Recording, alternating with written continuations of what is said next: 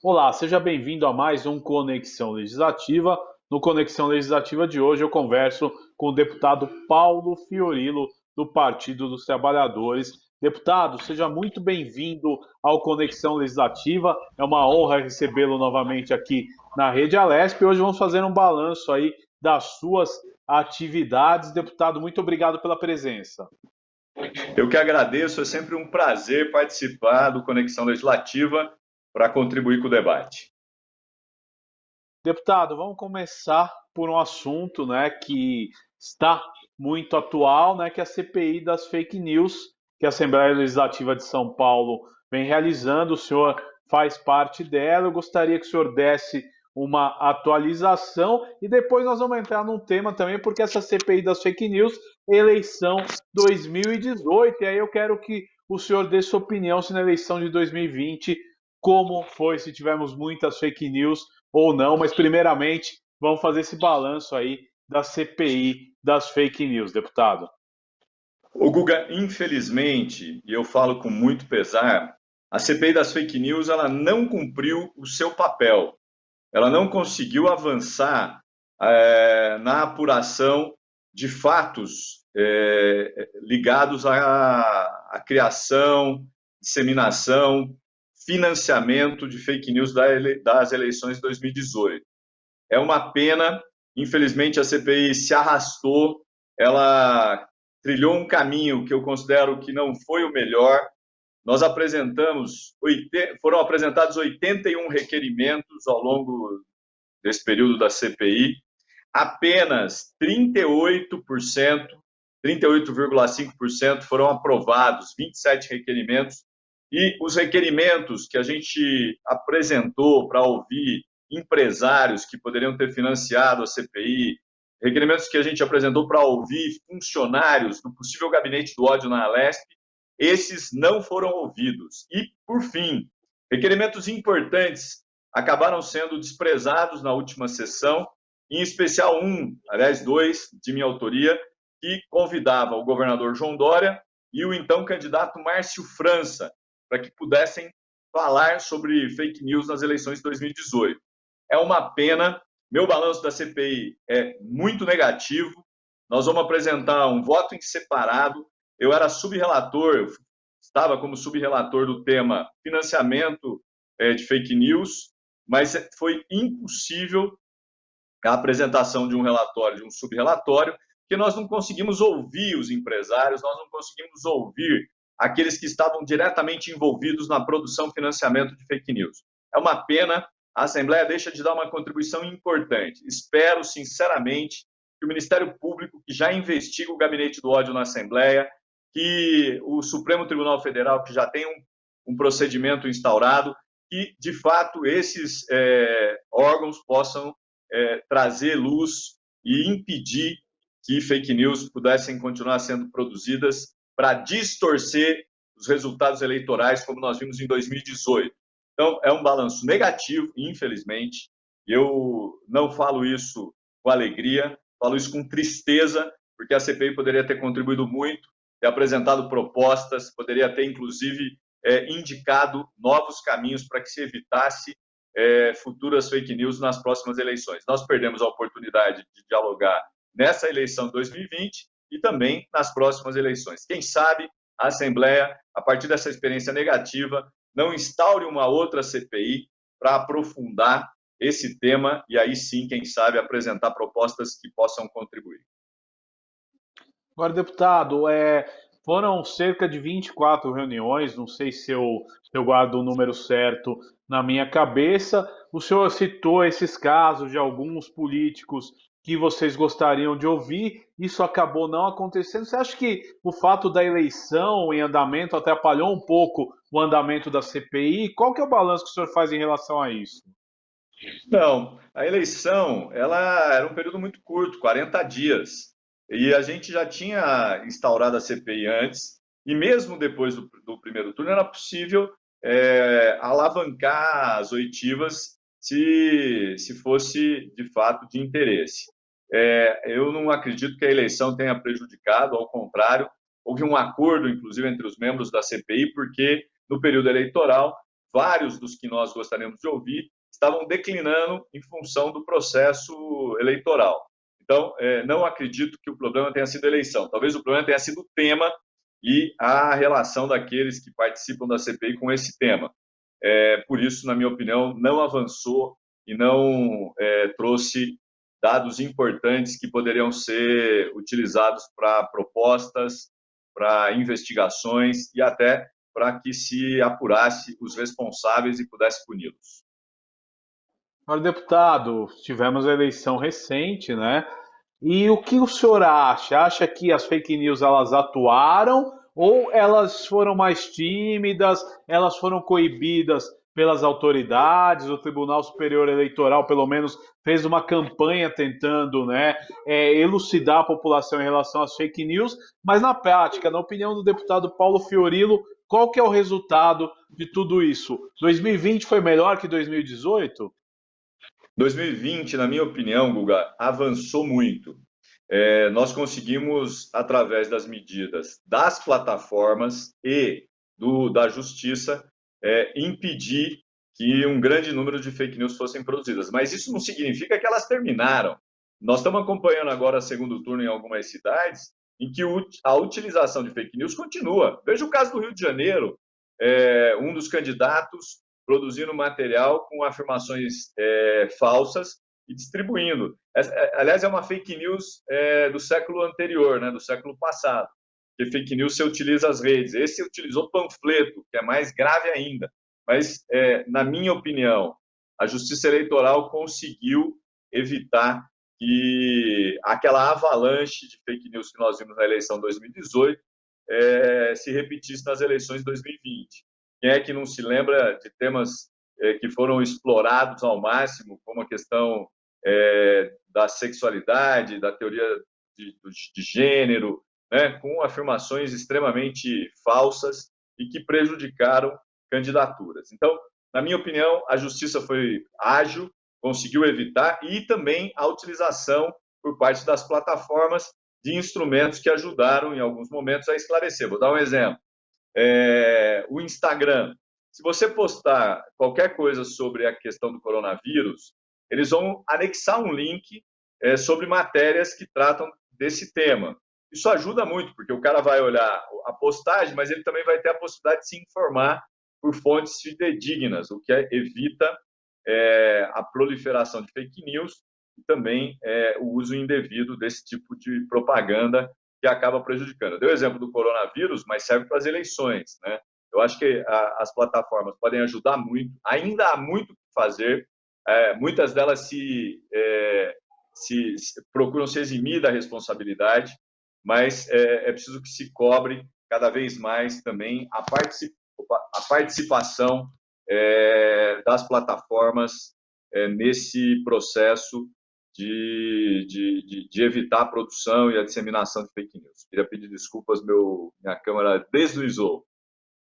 Mas deu certinho, deputado. É importante também a gente entrar num outro assunto, né? Recentemente, um projeto muito polêmico foi aprovado na Assembleia Legislativa, ele virou lei, né? Houve muita discussão, muitas divergências, mas o projeto 529 de 2020 virou lei e eu quero o seu balanço, deputado, se isso já causou aumento de preços, né? Já vai causar logo quando no 1º de janeiro, o orçamento entrando também. Eu queria a história, saber do senhor o que o senhor acha isso do 529. Algumas instituições conseguiram ser poupadas, mas não todas, né, deputado?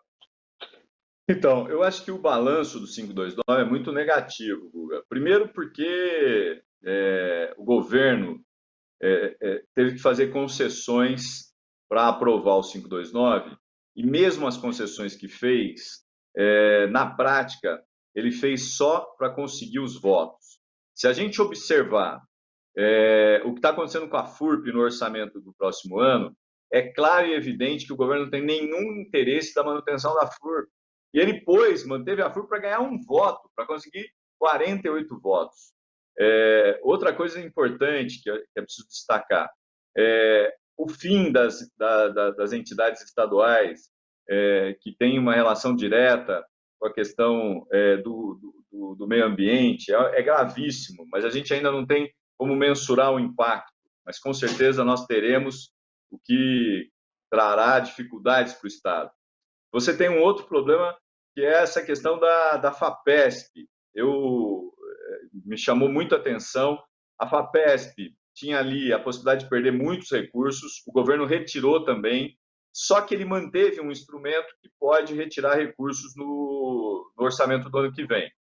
Agora, estranhamente, eu li nos jornais que o governo está recuando de retirar para ganhar o apoio de algumas instituições a candidaturas do PSDB. Isso é muito grave, se isso for verdade.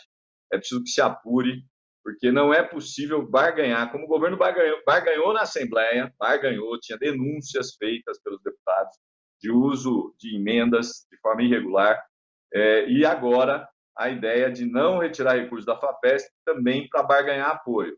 Isso é gravíssimo. A matéria nos jornais, a nota dos jornais dizem isso. Eu acho que é preciso apurar para que não haja o uso da máquina em favor de uma ou de outra candidatura. Isso é muito grave. Com relação ao aumento de preços, nós vamos constatar ao longo das mudanças que ocorrerão. É óbvio que o projeto foi aprovado recentemente, é preciso que se aguarde para que a gente tenha um balanço mais preciso. Agora, óbvio, quando você retira incentivos, o capitalista não vai perder dinheiro, vai aumentar preço e quem vai pagar mais caro é o consumidor.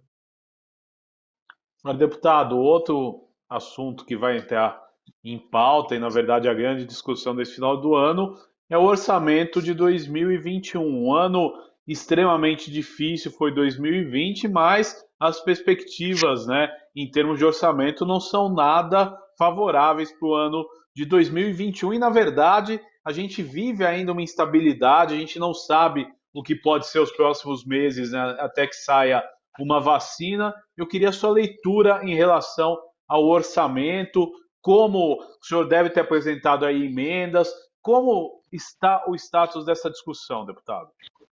Então, esse é um dos principais temas do segundo semestre, é quando a Assembleia se debruça na peça orçamentária do próximo ano. Nós vamos, na Comissão de Finanças, iniciar esse debate. O presidente já indicou um relator e agora nós vamos discutir a proposta de relatoria que será apresentada. Infelizmente, Guga, esse orçamento é o orçamento que deveria ser o orçamento pós-pandemia, mas a gente não está vendo isso. Aliás, a gente está vendo um aumento de casos de internações de Covid. Portanto, nós vamos iniciar o ano de 2021 ainda com a doença sendo a principal responsável por muitas mortes e por muitas internações. Infelizmente, o governo do estado apresenta um orçamento, apesar de maior do que o orçamento desse ano, que descuida de áreas importantes, como frentes, como a criação de empregos, como, por exemplo, a questão de programas como Viva Leite, o restaurante popular, iniciativas que são importantes nesse momento em que a gente tem o aumento do desemprego. Mais de 50% da população que deveria estar trabalhando não está trabalhando no país. Isso é gravíssimo. E a tendência de aumento da crise é grande, até porque o governo federal está dizendo de interromper o pagamento dos R$300, eram 600, depois 300, o que vai agravar a crise social. Nós vamos ver momentos delicados. E as prefeituras e governos do estado por si só são insuficientes para dar conta, mas elas precisam cumprir com a sua parte. Então, por exemplo, apresentar uma rede de proteção, ampliar recursos nas áreas que são importantes, por exemplo, saúde, só para você ter uma ideia, o orçamento do ano que vem há uma redução de 820 milhões, o que vai com certeza prejudicar. Tem redução nas rubricas de vacinas. Então, nós estamos vivendo um momento delicado e o governo do estado vai investir, vai priorizar para o próximo ano recursos para obras, possivelmente pensando nas eleições de 2022, o que é muito ruim. Nós apresentamos emendas para corrigir, retirar recursos de comunicação, que o governo aportou muito recurso. Vocês viram que o meu filho está aqui, ele não sabe que esse é um programa da TV Alesp, né, que não é apenas uma live. Então, eu vou pedir para o Lorenzo que ele vai acompanhar aqui o resto da entrevista. Também é o dia a Então, dia aí da pandemia, né? Que tem que cuidar do é, filho, trabalhar, faz parte, né, deputado?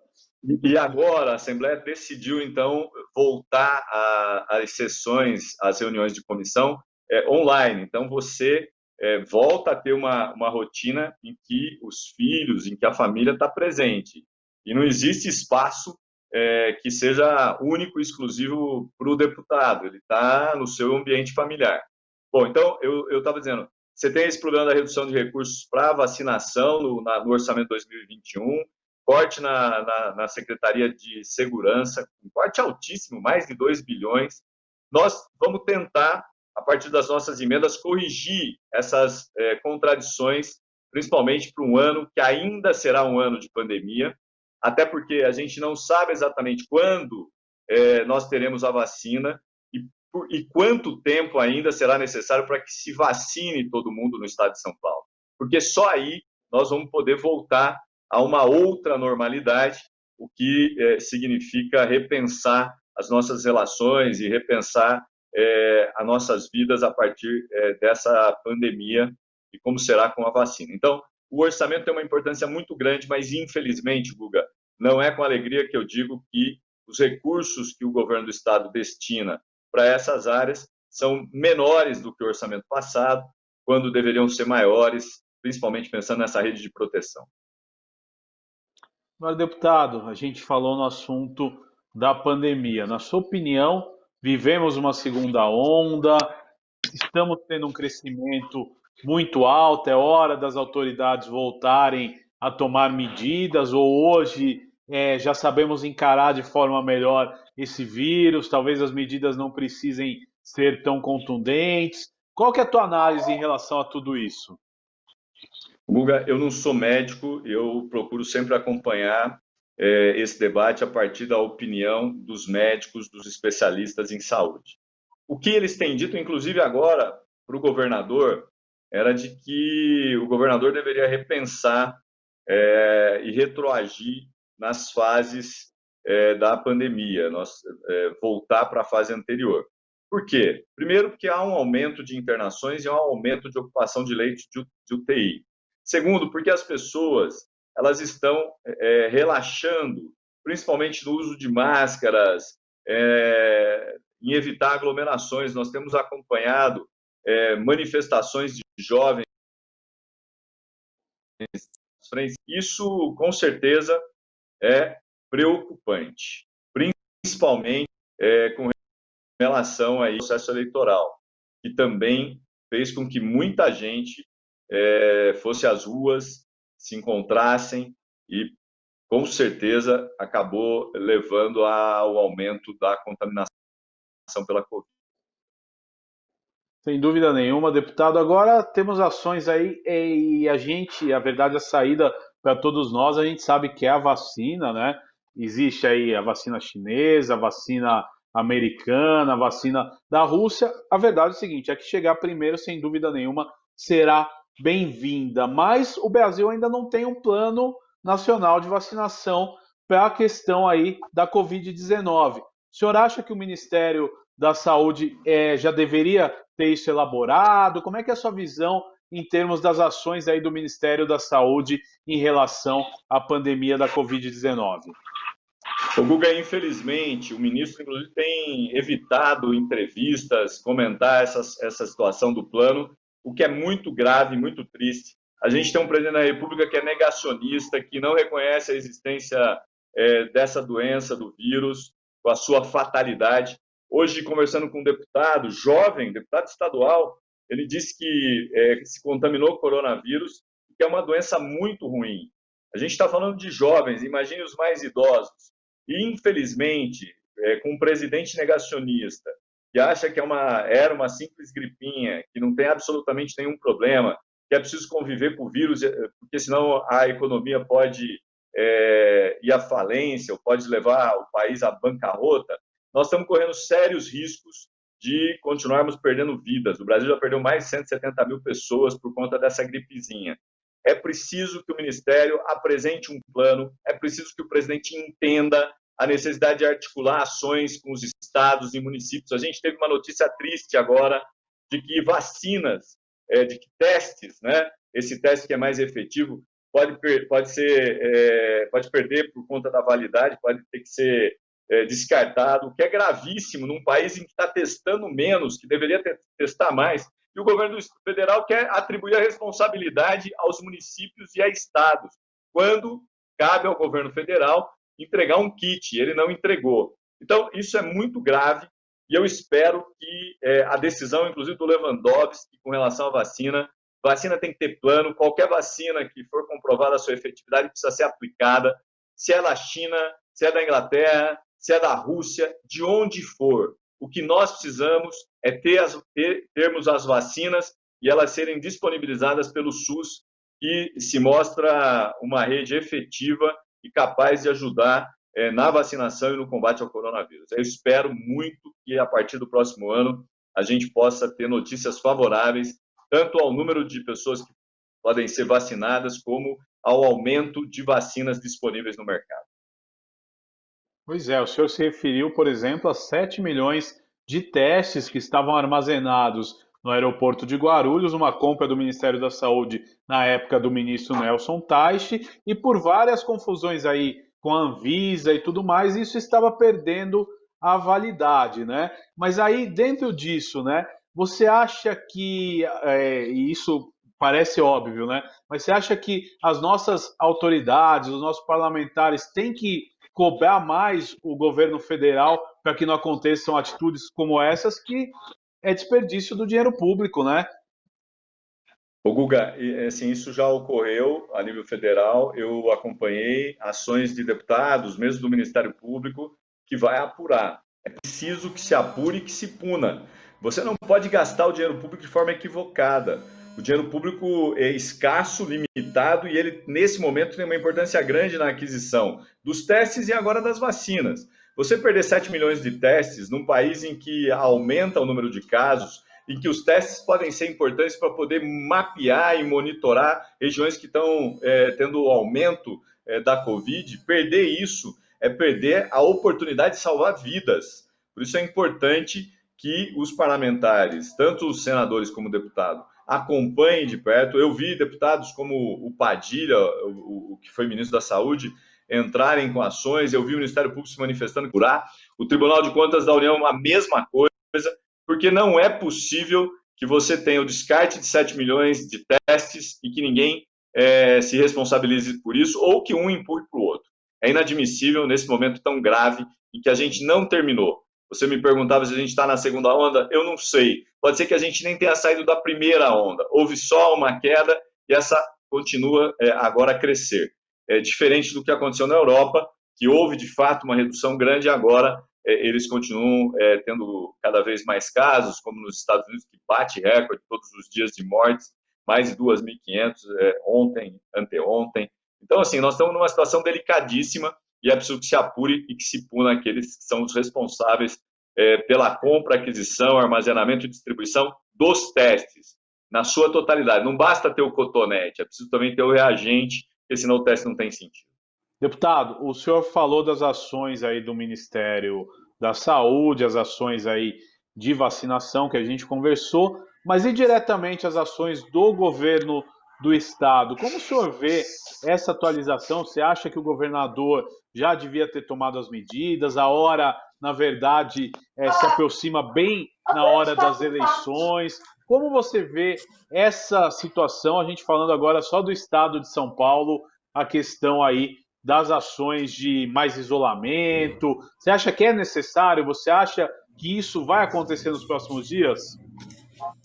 Ô Guga, agora, recentemente, nesses últimos dias, os profissionais da saúde indicaram ao governador que ele deveria endurecer, recuando a fase, diminuindo o número, a carga de funcionamento de determinadas áreas, para tentar evitar que a gente tenha aqui, de novo, um aumento de casos, como a gente já está vendo. Eu já disse isso, eu sou suspeito. Já desde o início a gente defendeu medidas mais duras, como lockdown, para tentar fazer com que a curva pudesse recuar rapidamente. O governo não quis fazer isso, o governo do Estado, e optou por um discurso científico, mas uma prática eleitoreira. Então, isso é um problema gravíssimo, o governador precisa evitar que o segundo turno contamine esse processo de combate à Covid e, se possível, que tome as medidas rápidas e urgentes para que a gente evite o aumento de casos e tenha que acompanhar mais óbitos, o que é muito triste, principalmente para aqueles que perdem parentes, amigos, e que, por falta de uma decisão política rápida ou por falta de teste. Por exemplo, o Estado de São Paulo também não está testando, né? Apesar do discurso, como eu disse, poderia ter uma política de testagem para poder identificar onde cresce a indicação de isolamento, se é horizontal, se é vertical. Agora, sem os testes, eu já disse, é impossível que você tome uma decisão acertada do ponto de vista científico.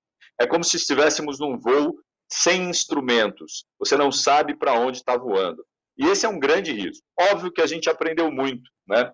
Se você sai de casa, use máscaras, lave as mãos frequentemente, use álcool em gel. Agora, isso por si só não é suficiente, porque como as pessoas estão baixando a guarda, e é óbvio, desde março até agora, vivendo esse momento difícil, muita gente acha que a doença já era, e não era. A doença permanece, ela é perigosa, silenciosa e pode levar mais gente a óbito. Deputado, estamos chegando aos momentos finais do nosso programa de hoje. Eu gostaria de saber o que o senhor espera do seu mandato no ano de 2021, quais que são os projetos aí que o senhor pretende dar prioridade, como o senhor vê aí o seu trabalho no ano de 2021, o que você prevê que possa agir mais? Guga, assim, sempre a ideia de expectativa e realidade, né? A gente jamais imaginava que íamos enfrentar uma situação de pandemia como estamos enfrentando esse ano. Mas, assim, a minha expectativa é que a gente tenha um mandato que fiscalize as ações do governo do Estado, que é papel do legislador, mas que também possa contribuir com um debate que me é muito caro, que é a questão do desenvolvimento econômico regional, com a geração de emprego e renda. Nós iniciamos nesse ano um debate com 2 cônsules, o da Itália e de Israel, com prefeitos do Alto Vale. Interrompemos por conta da eleição. E agora, com os novos executivos eleitos, nós queremos retomar esse debate no Estado. O governo do Estado o faz. Aliás, já instalou 2 escritórios comerciais, um na China e outro nos Emirados Árabes, mas nós queremos democratizar o debate, nós queremos discutir com os municípios, inclusive com os pequenos e médios municípios distantes de São Paulo, oportunidades de parcerias com países que têm muito interesse no Estado de São Paulo.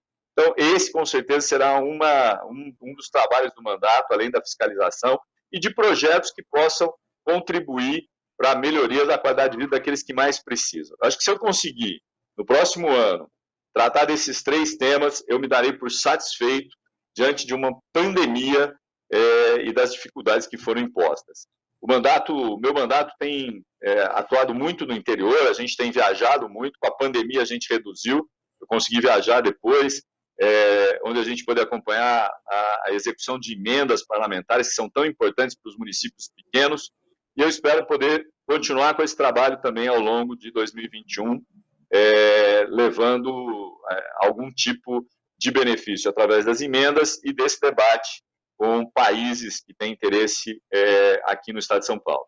A gente fez com o cônsul da Itália e com o cônsul de Israel, mas a gente tem dialogado com o cônsul da Suécia, eu tive uma reunião com a cônsul do Canadá, da China, tivemos uma conversa agora mais recente com o cônsul da Turquia, que é um cônsul que está há pouco tempo aqui, eles vão inaugurar o escritório novo em São Paulo em fevereiro do ano que vem. Então, nós queremos continuar esse diálogo que é muito importante para buscar oportunidades. Espero poder cumprir pelo menos essas 3, 4 metas que eu me coloco aqui como desafio para o próximo ano. Deputado Paulo Fiorilo, quero agradecer a sua participação nesse Conexão Legislativa de hoje. Até uma próxima oportunidade aí de você fazer um balanço das suas atividades aqui na Rede Alesp. Muito obrigado, viu?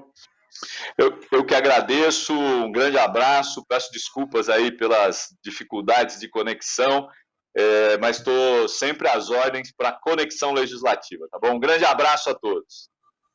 Obrigado, deputado Paulo Fiorilo, e este foi mais um Conexão Legislativa aqui na Rede Alesp. Você pode ver e rever este e outros programas em nosso canal no YouTube. Até nosso próximo encontro. Tchau!